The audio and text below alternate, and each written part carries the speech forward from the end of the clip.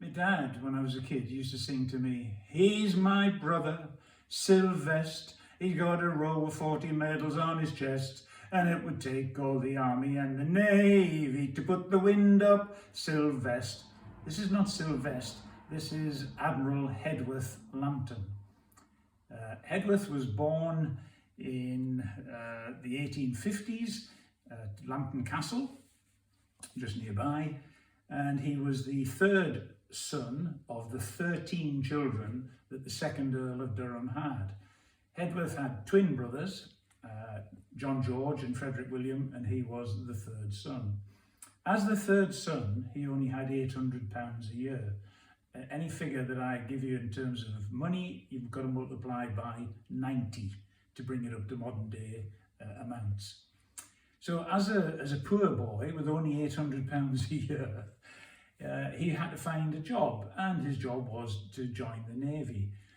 He was brave and he was successful as a sailor, and he fought in the Egyptian campaign in the 1880s, and he was then promoted, perhaps because of his connections with the third Earl of Durham, his older brother.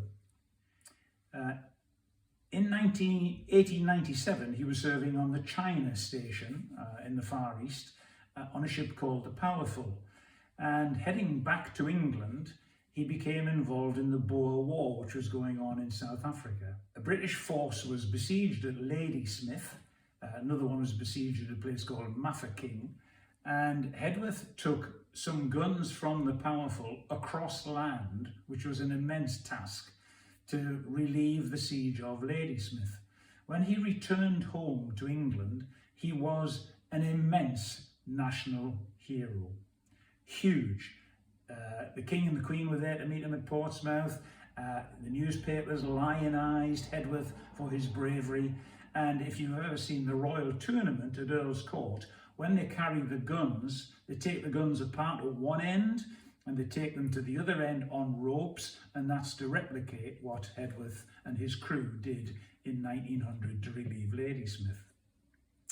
He told his story to everybody, and one of the people that he told his story to was a lady called Valerie Lady Meux, M-E-U-X, sometimes pronounced Muse, but Lady Meux, Lady Muse.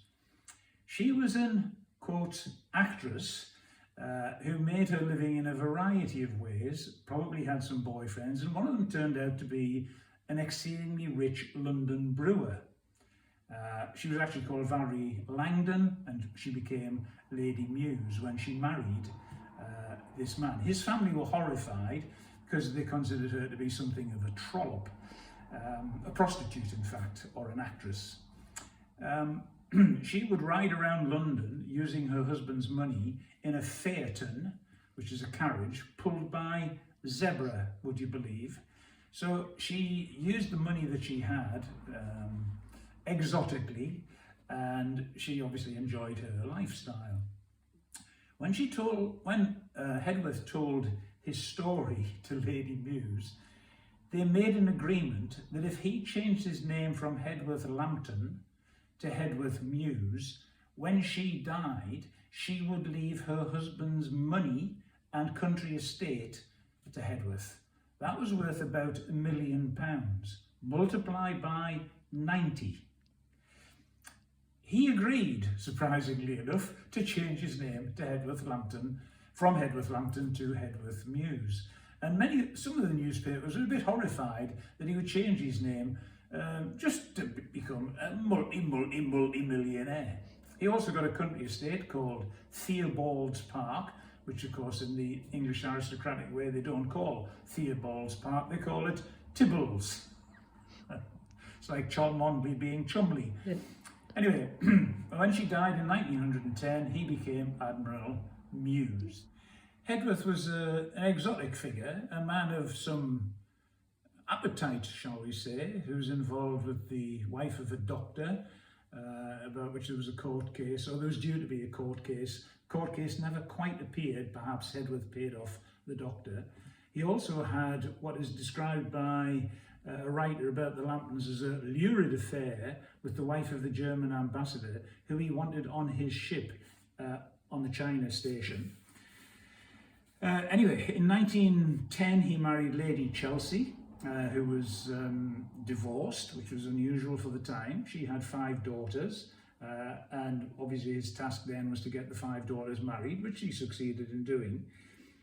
In 1914 he was Commander-in-Chief of the British fleet at Portsmouth, which is an incredibly important job.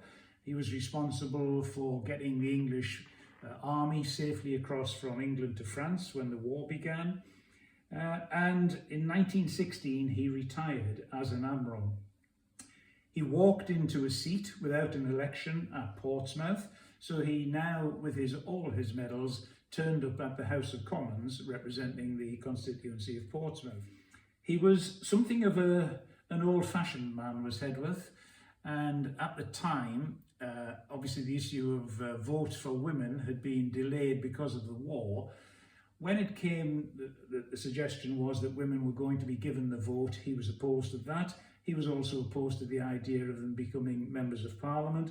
He said there weren't enough seats. He said that at the end of the day in Parliament, somebody would have to take the ladies home so that it would be safe for them to go home.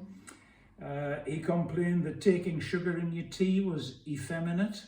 So if you take sugar in your tea, can you just check your sexuality before you leave the room? Anyway, he was one of 27 MPs who voted against the idea that women should become MPs. He was old-fashioned and dyed in the wool. When the war ended, he gave up being a member of Parliament and spent his life with his brother at the racecourse, at parties, at balls, living a gilded and privileged life. Hedworth died in 1929, which was the year after his twin brothers. Jack died in 1928, and then I think into the early part of 1929, Frederick William died as well. And when Hedworth Lambton died in 1929, his coffin was carried by 7 admirals. That's how important he was. Okay. Wow. Can I ask one question, which is obviously it was a gilded life. Yeah. Do you think he had any awareness or knowledge of the local people from the family estate? Yeah. Okay, I'll make a point there. Okay, I know what I'm going to say. In this gilded lifestyle, as an MP for the local constituency of Portsmouth, Hedworth was involved with the corset trade. Believe it or not, corsets were one of the big trades in Portsmouth, and there was complaints that the British Navy was not importing sufficient material for the corset makers of Portsmouth, and Hedworth used his influence to check that that was done properly. It was stays and metal rods and so on, and obviously it was a bit like the Lancashire cotton workers during the Civil War. He was very keen to make sure that the corset makers of Portsmouth were looked after. Okay. Hedworth was all of the Lambtons led gilded lifestyles. They were all incredibly well looked after. Three of the four sisters of Hedworth were duchesses. John George was the Lord Lieutenant of Durham. His brother Frederick William had a castle up at Norham. 2 brothers were generals in the British Army. There are letters in the Lambton archives from the King to Jack Durham and to Hedworth. And just to say that as the commander of the Royal Yacht in the time of Queen Victoria and Edward VII and George V, Hedworth knew all of these people. He went to Ascot in their carriage with them. He stayed at Sandringham. He went shooting with them. These people lived a life beyond anything that you could possibly imagine in terms of wealth, opulence and service. When Jack Durham had a new estate built at Exning in Newmarket, if you read a description of what the horses lived in, it was better than what the coal miners lived in who worked for Lord Durham.